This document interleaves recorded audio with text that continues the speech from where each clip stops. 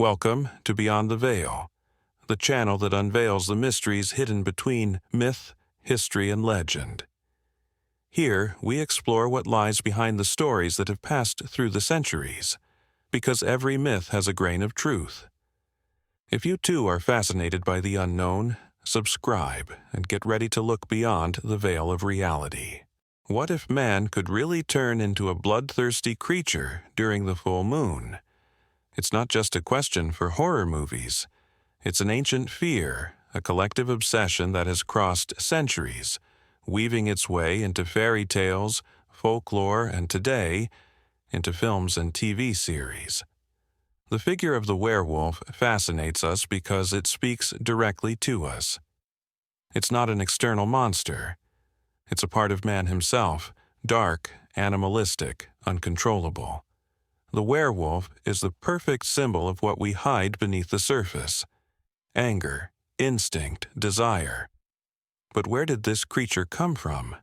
How is it possible that people separated by oceans and centuries spoke of men turning into wolves? In this video, we'll explore the dark heart of the legend, from mythological origins to medieval folklore, from real werewolf hunts to scientific explanations. And finally, we'll see how cinema and pop culture have transformed this monster into a modern icon. Get ready for a journey through history, myth, science, and film. Because the werewolf is not just a supernatural being. It's the mirror of our wildest side. The myth of the werewolf didn't begin with cinema. Its roots run deep into ancient times, when humans lived immersed in the wild. A world ruled by incomprehensible forces and ruthless predators. Among them, none inspired more fear than the wolf. In ancient Greece, there's a chilling legend, that of King Lycaon, a merciless ruler who dared to challenge the gods by offering human flesh to Zeus. As punishment, he was transformed into a wolf. From this tale comes the term lycanthropy, from the Greek lykos, wolf, and anthropos, man. But it's more than just a myth of divine retribution. It represents the beast within man, ready to emerge when instinct takes over. The Romans, too, feared transformation. Stories of men who, during dark rituals, turned into beasts and attacked villages blended with rural superstitions, giving rise to legends that would endure for centuries. Further north, in the icy lands of Scandinavia, the Vikings spoke of the berserkers, furious warriors who entered trance-like states, fighting with the strength and savagery of wild animals. Some wore wolf pelts, believing they could absorb the creature's power. They were seen as terrifying, almost invincible, and feared like monsters. The transformation wasn't just physical, it was spiritual, a fusion between man and beast. And then there's the moon, queen of the night, silent accomplice to the metamorphosis. In nearly all ancient cultures, the full moon is associated with madness, change, and the breaking of balance. It is under its influence that the beast awakens. The myth of the werewolf was born from this, the union of primal fear and cosmic mystery. A story that spans cultures and millennia, but always speaks of the same thing: the fear of losing control. There was a time when the myth of the werewolf wasn't just legend, but a terrifying truth, lived with real fear and horror. In medieval Europe, it took very little to be accused of lycanthropy.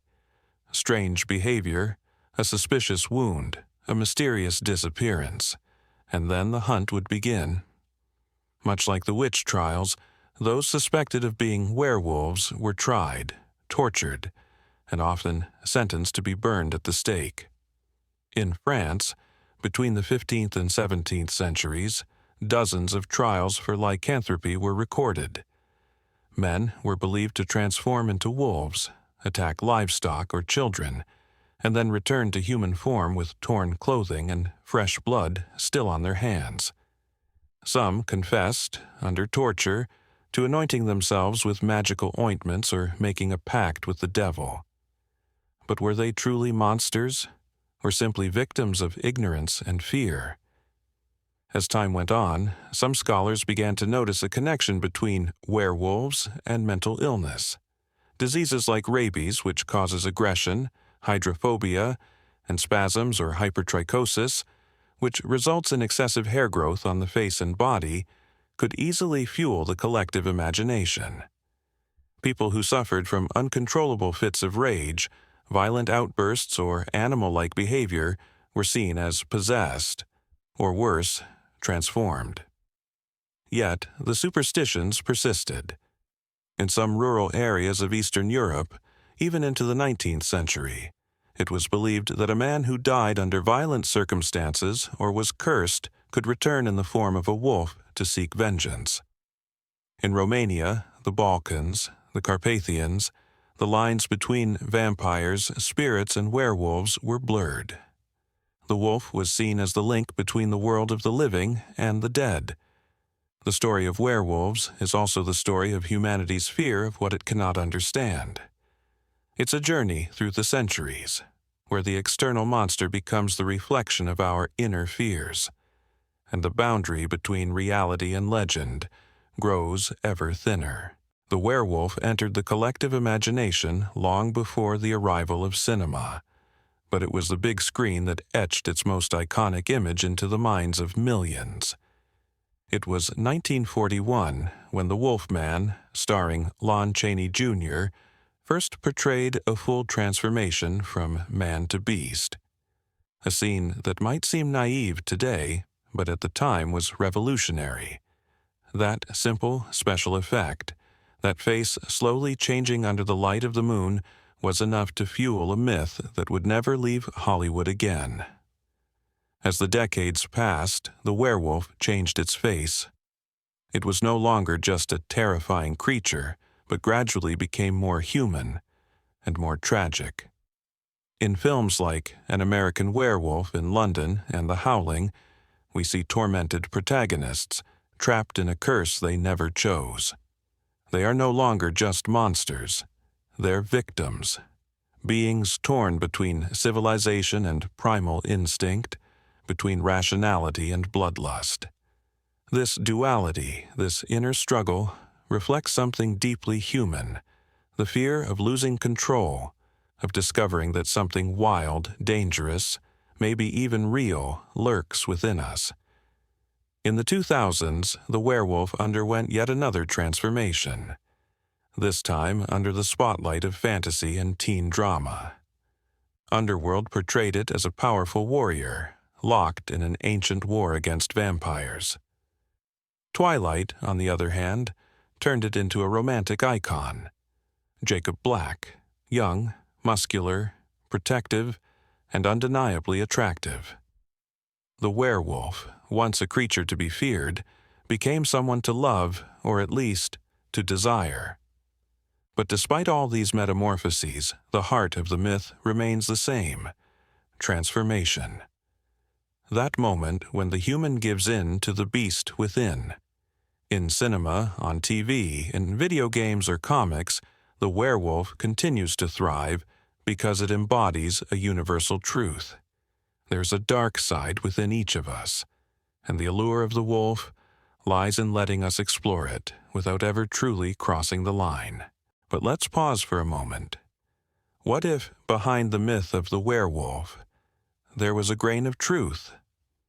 The legend of humans transforming during a full moon might seem like pure fantasy, and yet, throughout the centuries, real medical and psychological conditions have helped keep that belief alive. Let's start with a rare but very visible disorder: hypertrichosis. Also known as werewolf syndrome, this condition causes excessive hair growth all over the body, including the face. Now imagine living in a medieval village with no scientific knowledge and encountering someone with this condition.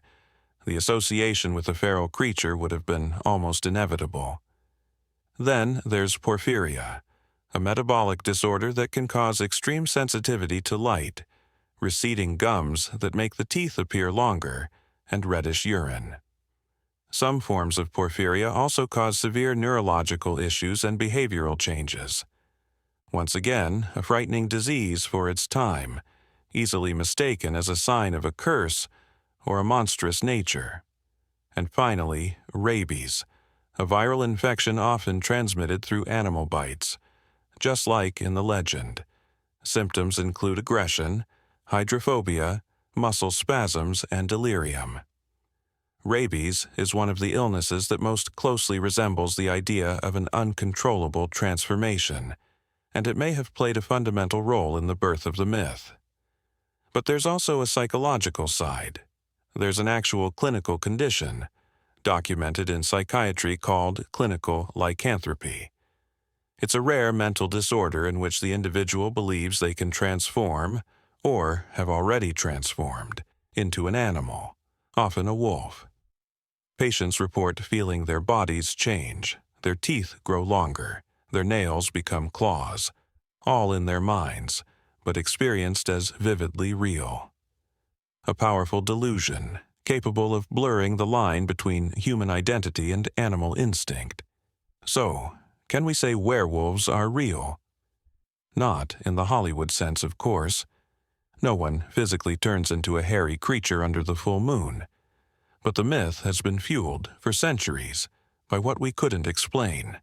Illnesses, fears, unusual behavior. And perhaps this is where the true power of the legend lies, not in the transformation of the body, but in the disturbing possibility that the beast may rise from within the man. If a werewolf knocked on your door tonight, would you know how to defend yourself? In ancient folklore, few creatures were feared as much as the werewolf. A beast unstoppable by ordinary weapons, capable of unleashing chaos in a single night. But mankind has always sought ways to stop the unstoppable. And in the case of lycanthropes, the weapons weren't just made of steel, but of faith, superstition, and symbolism. The most famous of all? Silver. According to many legends, only a silver bullet or blade can kill a werewolf. But why silver? In many ancient cultures, silver was considered a pure, sacred metal, capable of repelling evil. It was said to be connected to the moon, conveniently the very symbol that governs the werewolf's transformation. A blow to the heart with a silver weapon, and it's over. Or at least that's what the stories say. And then there are the old superstitions. Some believed you had to cut off the werewolf's head or burn its body to prevent it from returning. Others used religious rituals, exorcisms, prayers, or even sacred tattoos and carvings to ward them off. In certain regions of Eastern Europe, people believed that throwing a handful of nails behind you could slow the creature down. It would be cursed to stop and count them, one by one, in a sort of compulsive trance. But beware, not all werewolves were the same. In European folklore, especially in France and Germany, the werewolf was often a cursed figure, a man paying the price for sin or a dark pact. In other cultures, however, such as among Native American tribes or in Norse mythology, the transformation was voluntary. A power, not a curse. In these cases, the wolf wasn't a monster, but a warrior.